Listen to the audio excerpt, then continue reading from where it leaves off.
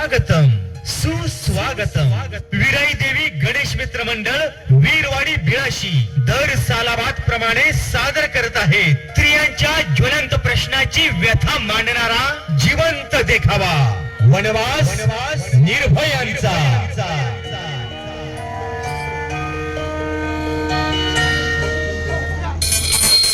हे ईश्वरा सर्वांना चांगली बुद्धी दे, आरोग्य दे, सर्वांना सुखात आनंदात ऐश्वर्यात ठेव. सर्वांचं भलं कर, कल्याण कर, रक्षण कर आणि तुझे गोड नाव मुखात खंड राहू दे. बाबा, हा घ्या प्रसाद. बाबा, मी दुपारचं जेवण बनवून ठेवले. 4 चपात्या आणि दोडक्याची भाजी आहे बर का. वेळेत जेवून घ्या. सोनू पण येईल क्लासवरून. आणि हो, त्याला पण सांगा जेवण घ्यायला. तुमच्या गोळ्यांचा डबा पण देवळीत काढून ठेवलाय. तेवढं गोळ्या घ्यायला विसरू नका बाबा. बाबा, अहो बाबा, अहो मी तुमच्याशी बोलते. एवढं का गप्पात? छकुली, अगं बाळा, तुझ्यापासून घरची परिस्थिती लपली कुठे?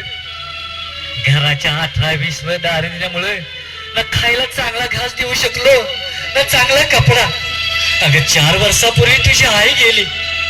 लहान वयातच सध्या घराची जबाबदारी खांद्यावर घेतलीस तू. सोनूवर आईसारखी माया पण केलीस तू. पण तुझ्यासाठी बाप म्हणून कमी पडलोय मी, असं वाटत राहतंय ग कधी कधी.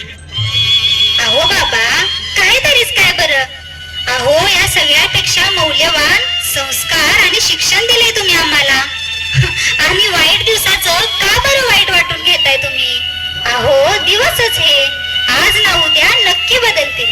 हा पोरी, पण उद्याच्या चांगल्या दिसाच्या आसन आजचा वाईट दिस नाही ढकलता येत. सोनूला उद्या पातर कालीची फी भरायला सांगितल्या. गवंड्याच्या हाताखाली काम करणारा म्या कुठून आणणार 20,000 रुपये?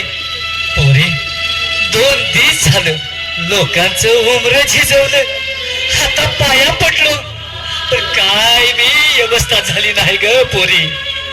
मग आता काय करायचं बाबा? अहो, एवढी रक्कम आणायची कुठून? व्यवस्था झाल्या बाळ. ती कशी बाबा? तुझ्या आईची शेवटची आठवण, तिचं मंगळसूत्र. म्हणजे आईचं मंगळसूत्र तुम्ही मोडलं बाबा? नाही ग पोरी, नाही. घाण ठेवलंय सावकाराकडे. मोडीन कसं बाळा? आजारपणात बहुतेक तिला मरण दिसलं होतं तिचं. म्हणून तर मरण्याआधी तिने स्वतःच्या हातानं मंगळसूत्र काढून माझ्या हातात दिलं आणि म्हणाली, माझ्या छकुलीच्या लग्नात हे मंगळसूत्र घाला तिला. तिच्या लग्नापातून म्या काय जगत नाही. हे मंगळसूत्र आयुष्यभर माझा आशीर्वाद बनून कायम तिच्या सोबत राहील. बाबा, तुम्ही काळजी करू नका.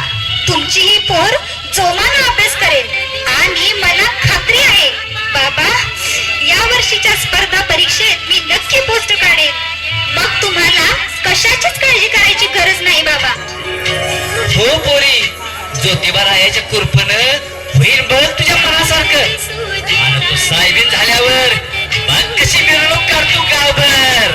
ठीक आहे बाबा, जेव्हा जे करायचं आहे ते करा. पण आता मी निघते. लायब्ररीत जायला उशीर होतोय मला. येते बाबा. बर, ठीक आहे बाळा, जा सावकाश जा.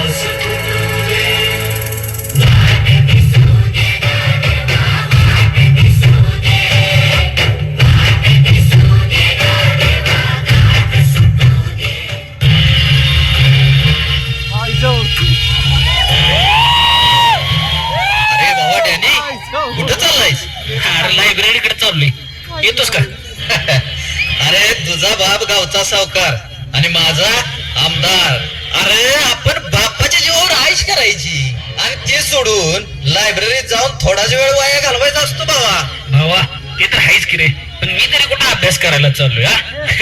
मग रे भावा, हा नवीन पाखरू आले मार्केटमध्ये. अरे ती रे छकुली, ती बस स्टँड शेजार राहते ती. आई शपथ, ती यार माझा पण डोळा आहे रे तिच्यावर. फक्त भेटली पाहिजे यार एकदा.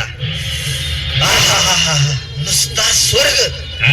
हो ना बाबा. अरे भावा रोज ह्याच वाटेनं जाते ती लायब्ररीत. आज काय सोडत नाही तिला. भावा हारती बघा आली शिकार.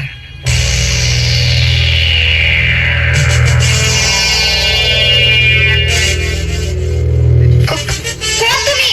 शिकारी. अग लई दिस झालं या वाटेनं जाताना बघतोय तुला. म्हंटल आज जरा ओळख करून घेऊया थोडी. प्लीज प्लीज जाऊ द्या मला. जाऊ दे हो. वाट सोडा माझी. पाया पडते तुमच्या. जाऊ द्या. ए छकुली, अगं तुझी आणि आमची वाट एकच आहे ग. आणि ती सोडून कुठं जातीस? चल तुला आज एक नवीन वाट दाखवतो. त्याने धर हिला.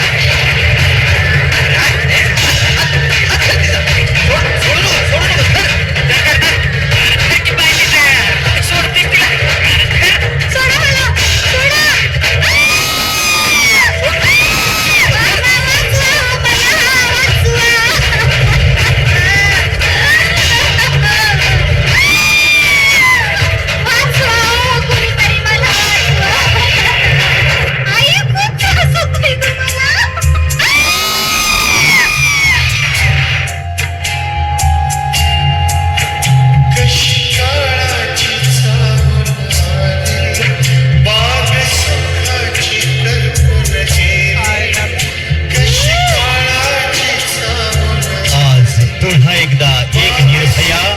मानवी पाशवी अत्याचाराला बळी पडली छकुलीने अखेरचा श्वास घेतला.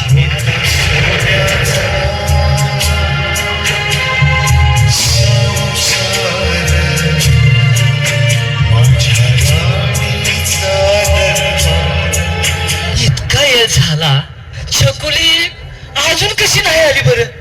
काय करावं बरं? जावं आता गावात असेल शोधावं तिला तिथं.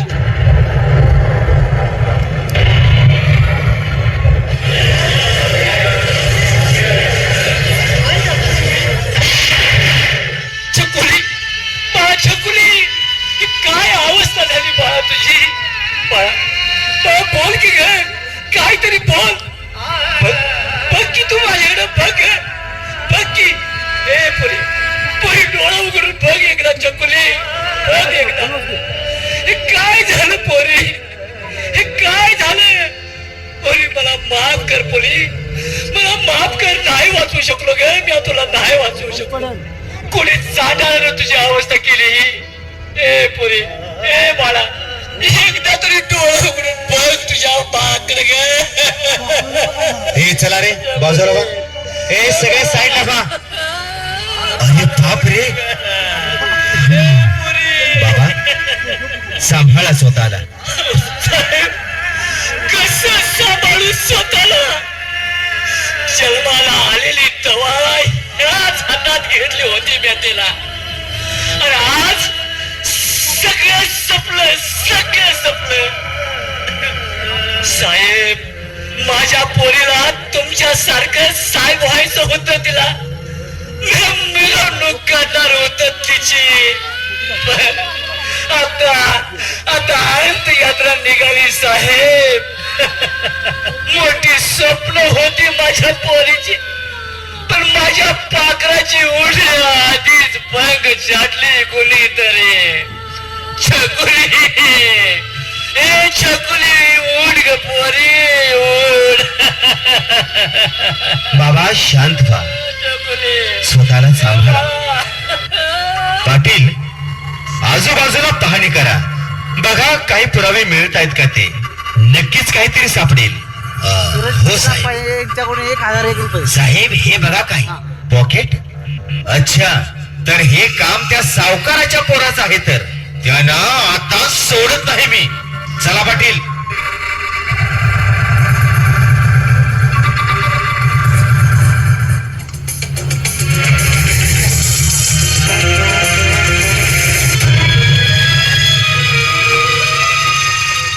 पाटील आज टाका त्या हरामखोरांना. लाज नाही वाटत ही अशी कृत्य करताना? जनाची नाही तरी मनाची तरी. नालायकानो, माणुसकीला काळिंबा फासणारं काम केले तुम्ही. अरे साल्यानो, तुम्ही फक्त एका मुलीवर बलात्कार केला नाही रे, तुम्ही बलात्कार केलाय त्या अख्ख्या कुटुंबाच्या स्वप्नांचा. अरे किती स्वप्न बघितली असतील त्या बापानं आपल्या पोरीच्या सुखी संसाराची. अरे निदान अत्याचार करण्याआधी स्वतःला तिच्या भावाच्या ठिकाणी तरी ठेवून पाहायचं होतं. वासनेचा कैप इतका चढला तुम्हाला की एका निष्पाप मुलीचा जीव घेतला तुम्ही. ओ इन्स्पेक्टर, टाळ्या वाजवू का? टाळ्या आयला डायलॉग जबरदस्त मारताय तुम्ही. हा? काय रॉकी? ए इन्स्पेक्टर, विसरू नको, आमदाराचा एकुलता एक मुलगा आहे मी. आणि हा इथला राजकीय वारस सुद्धा. आमचं काय वाकडं करणार रे तू? थोड्याच वेळात तुझ्या बदलीचा कागद असेल तुझ्या हातात. आणि पुढचं आमचं आम्ही मॅनेज करू. अहो इन्स्पेक्टर साहेब, अशा लाखो केसेस पेंडिंग आहेत कोर्टात, त्यात आणखी एकाची भर. आणि 10-15 वर्षे केस उभी राहीपर्यंत 1000 वेळा साक्षीदार आणि रिपोर्ट बदलून घेऊ आम्ही. तू काय वाकडं करू शकत नाहीस आमचं इन्स्पेक्टर. साहेब अहो हे काय बोलत आहेत? पाटील अहो काय खोटं बोलतायत हे? अहो लाज वाटते स्वतःला शिवभक्त आणि कायद्याचा रक्षक म्हणून घ्यायला. लहानपणापासून पोलीस खाते जॉईन करून समाजसेवा करायची एवढंच एक ध्येय होतं. पण पदरी आलं काय? आलं ते फक्त अपयशच. समाजात चाललेला अत्याचार, हे गुन्हे, हे सगळं आपण फक्त पाहत राहायचं उघड्या डोळ्यांनी. कायद्यात हजारो पळवाटा, त्यावरून राजकीय प्रेशर. आपण कसली करतोय हो समाजसेवा पाटील? छकुलीच्या रूपात पुन्हा एक निर्भया नराधमांच्या वासनेला बळी पडली. पण होणार काय? अहो पण होणार काय? कायद्याची पळवाट आणि पैशाच्या जोरावर सुटून जातील हे नराधम आणि पुन्हा फिरतील उजळ माथ्याने समाजात आणखी कुठल्या तरी छकुली सारख्या निष्पाप जीवाच्या शिकारीसाठी. आणि आपण काय करायचं तर फक्त बघत राहायचं, उघड्या डोळ्यांनी फक्त बघत राहायचं. राजे माफ करा आम्हाला, राजे माफ करा. आम्ही तुमचं स्वराज्य राखू शकलो नाही राजे.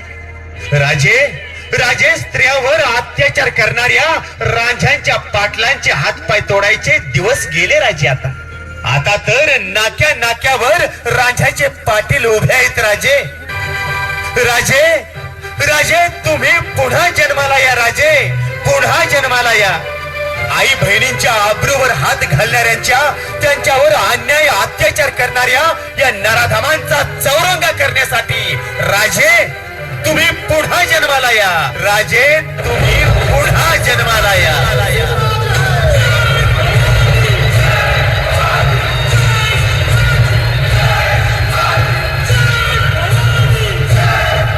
जगदंब, राजे तुम्ही? होय आम्हीच. हेच ऐकण्यासाठी केला होता का हिंदवी स्वराज्याचा अट्टहास? मर्द मावळ्यांची साथ, आई भवानीचा आशीर्वाद आणि साहेबांचा लढाऊ बाणा घेऊन हरोष्ण रक्त वाहून आम्ही स्वराज्याची स्थापना केली. तो हा दिवस पाहण्यासाठी राजे पुन्हा जन्माला या, राजे पुन्हा जन्माला या. अरे पण कशासाठी? या पवित्र मातीत लेकी बाळींवर पाशवी अत्याचार होत असताना जर आमचे मावळेच शंठांसारखे शांत राहत असतील तर मग आम्ही पुनर्जन्म घ्यावा तर कशासाठी आणि कोणाच्या भरवशावर? राजे सुमारे 350 वर्ष लोटले तरी स्वराज्यातील आया बहिणींच्या अब्रूचे थिंडवणे मात्र निघतच राहिले. रांझाचा पाटील त्या काळातही होता आणि तो आजही आहेच. कदाचित पहिल्यापेक्षा अधिक मगरूर आणि वासनांद सुद्धा. त्या काळातही यवनांकडून आया बहिणींच्या अब्रू लुटल्या जात होत्या आणि आजही आमच्या लेकी बाळींच्या अब्रूचे 4 चौकात थिंडवणे निघतात. पण उघड्या सताड डोळ्यांनी बघणाऱ्या या खेकडांमधून आज कोणीही इथं शिवाजी म्हणायला तयार नाही. द्रौपदीची अब्रू रक्षणारा कोणीही कृष्ण इथे दिसत नाही. अरे शिवाजी जरी आज शरीर रूपाने तुमच्यामध्ये नसला तरी संस्कारांचा अंश म्हणून स्वराज्यातील प्रत्येक मावळ्यामध्ये आजही जिवंत आहे. जेव्हा या पावनभूमीवर रांझाच्या पाटलांचे हजारो हात उंचवतात, वळवळतात आणि येथील लेकीबाळींच्या पदराला खेचतात, तेव्हा या शिवाजीचे मावळे म्हणून द्वेषाने का नाही आवळल्या जात तुमच्या मुठी? का खडोखडी नागवल्या जातात, नाचवल्या जातात कल्याणच्या सुभेदाराच्या सुना? जमाय भूमीने मासाहेबांचा निग्रह, सईबाईंचा संगम, येसुबाईचा आणि त्या तारा राणींचा पराक्रम याची देही याची डोळा पाहिला त्याच पवित्र भूमीवर आणखी किती निर्भयांच्या अब्रूची लक्तरे अशी वेशीला टांगली जाणार. मग कशाला मिरवण्यात यावे आमचे शिवचरित्र, कशाला उभारण्यात यावे आमचे पुतळे आणि कशाला साजऱ्या कराव्यात आमच्या जयंती आणि पुण्यतिथा. मग करावं तरी काय महाराज? अरे जी बंधने या लेकी बाळींना न्याय देण्यापासून अडवत असतील तोडून टाकाशी बंधने.